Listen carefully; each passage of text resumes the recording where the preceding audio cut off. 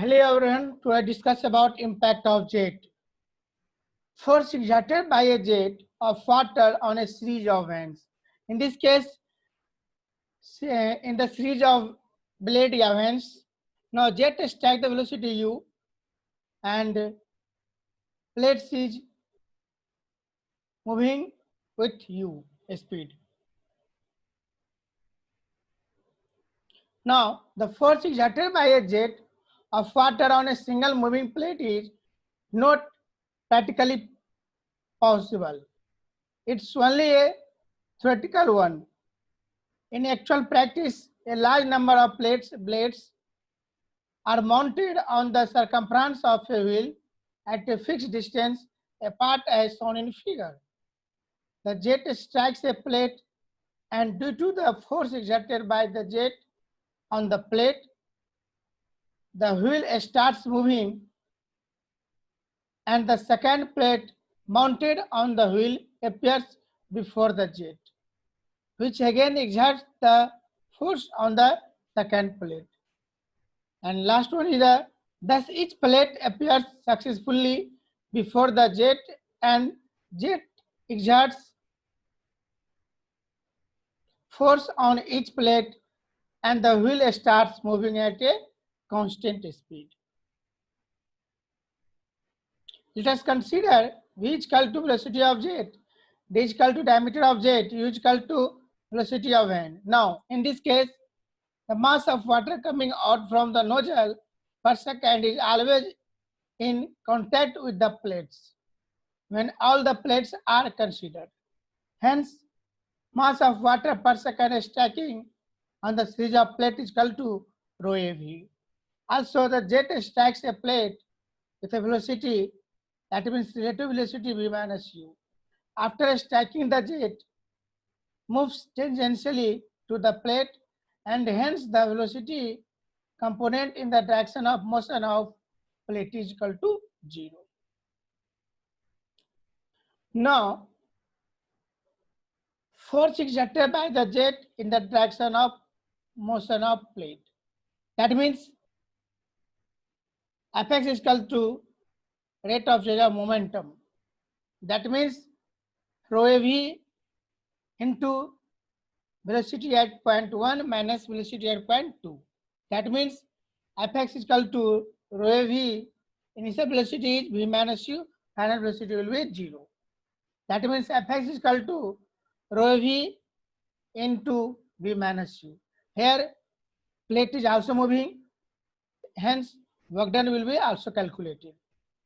Now, work done by the jet on the series of plates per second, that is W is equal to Fx into U, and W is equal to rho AV V minus U into U. That means work done per second is equal to rho AV U into V minus 1.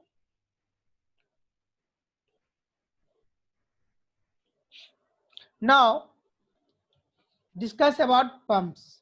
What is pump?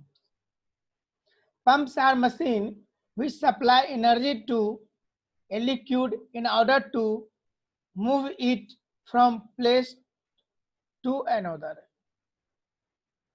A pump provides energy to a fluid in a fluid system by converting mechanical energy to increase the pressure energy, or kinetic energy, or both of the fluid. A hydraulic pump is a mechanical device that converts mechanical power into hydraulic power. Basic things is when mechanical energy converted into hydraulic energy, then this phenomenon is known as pumps. When hydraulic energy converted into mechanical energy, then this is known as turbine. So basic difference is pump and turbines are, first one, when mechanical energy converted into hydraulic energy, that means discharge आपको मिलेगा, that is known as pump. But when hydraulic energy converted into mechanical energy, then this is known as pump. The basic difference between pump and turbines. Now, pumps are used to increase velocity, yeah, flow rate of the liquid, pressure of liquid, elevation of liquid. Now, pumps enable a liquid to from flow from low pressure to one of high pressure. Second one is the flow from a low level to a higher level. Third one is the flow at a faster rate. Now, difference between pump and turbines. In the turbine, flow takes place from the high pressure side to the low pressure side. Second point is, whereas in pump, flow takes place from the low pressure towards the higher pressure. And last one is the, thus in a turbine, there is accelerated flow, while in a pump, the flow is decelerated.